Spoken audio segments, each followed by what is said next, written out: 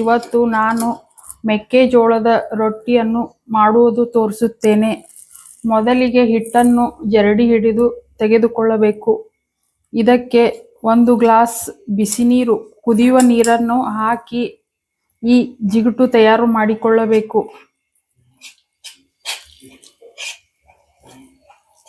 ನೋಡ್ರಿ ಇದು ಹೆಂಗ ಯಾವ ತರ ಮಾಡ್ಕೊಳ್ಳೋದು ಅಂತ ಹೇಳಿ. ಈ ತರ ನಾವು ಈ ಜಿಗುಟು ರೆಡಿ ಮಾಡ್ಕೋಬೇಕು.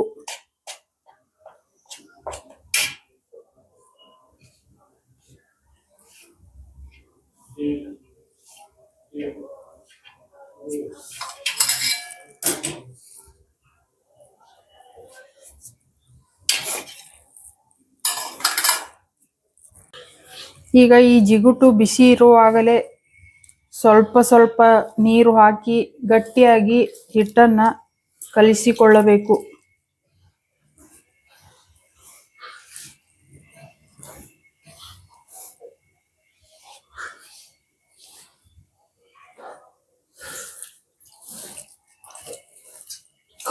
ಜಾಸ್ತಿ ನೀರು ಹಾಕಿದ್ರೆ ಹಿಟ್ಟು ಆಳಕ್ಕಾಗ್ತೈತಿ, ರೊಟ್ಟಿ ಮಾಡಕ ಬರೋದಿಲ್ಲ.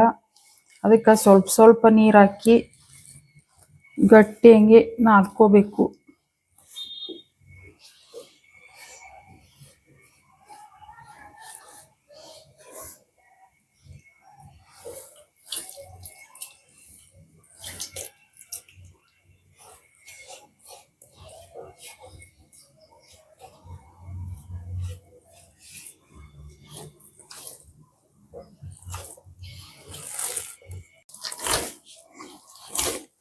ಈ ತರ ನಾದಿದ ಹಿಟ್ಟನ್ನ ರೆಡಿ ಮಾಡ್ಕೋಬೇಕು.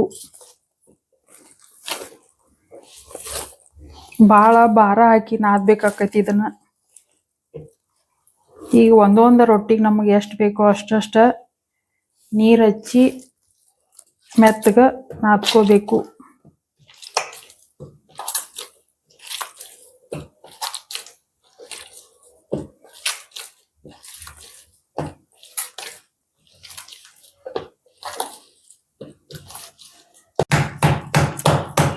ಈ ತರ ರೊಟ್ಟಿ ಹಿಟ್ಟ ಉಳ್ಳಿ ಮಾಡ್ಕೊಂಡ ಜೋರ್ಸೆ ಬಡಿಬೇಕು ಇವನ್ನ.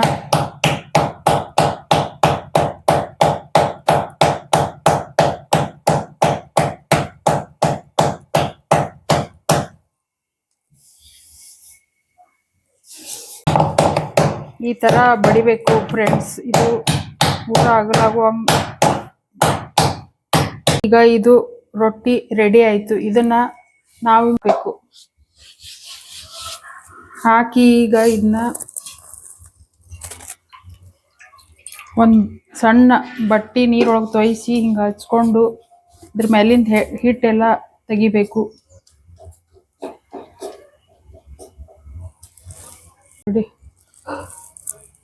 ಇದಕ್ಕೆ ಗ್ಯಾಸಿನ ಉರಿನೂ ಸ್ವಲ್ಪ ಜಾಸ್ತಿನ ಬೇಕಾಕೈತೆ. ನೋಡ್ರಿ ಫ್ರೆಂಡ್ಸ್, ಈಗ ಇದು ರೊಟ್ಟಿ ರೆಡಿ ಆಯ್ತಿದು. ಈ ತರ ಇದನ್ನ ಬೇಯಿಸ್ಕೋಬೇಕು. ಇದು ಮೆಕ್ಕೆಜೋಳದ ರೊಟ್ಟಿ ತಿನ್ನಾಕ ಟೇಸ್ಟಿನೂ ಇರ್ತೈತಿ. ನೀವು ವಾರಕ್ಕೊಂದ್ಸರಿ ಜೋಳದ ರೊಟ್ಟಿ ಮಾಡಿ ಬೇಜಾರಾದಾಗ ಒಮ್ಮೆ ಇದನ್ನ ಮಾಡ್ಕೋಬಹುದು. ಈ ಮೆಕ್ಕೆಜೋಳದ ರೊಟ್ಟಿ ತಿನ್ನಾಕ ಭಾಳ ಟೇಸ್ಟಿ ಆಗಿರ್ತಾವ. ನೀವು ಯಾವ ಬೇಕಾದ ಪಲ್ಯ ಹಚ್ಕೊಂಡು ಇದನ್ನ ತಿನ್ಬಹುದು. ಈ ತರ ಮೆಕ್ಕೆಜೋಳದ ರೊಟ್ಟಿ ಬಿಸಿ ಬಿಸಿ ಪಲ್ಯ ತಿನ್ನಲು ಚೆನ್ನಾಗಿರುತ್ತದೆ.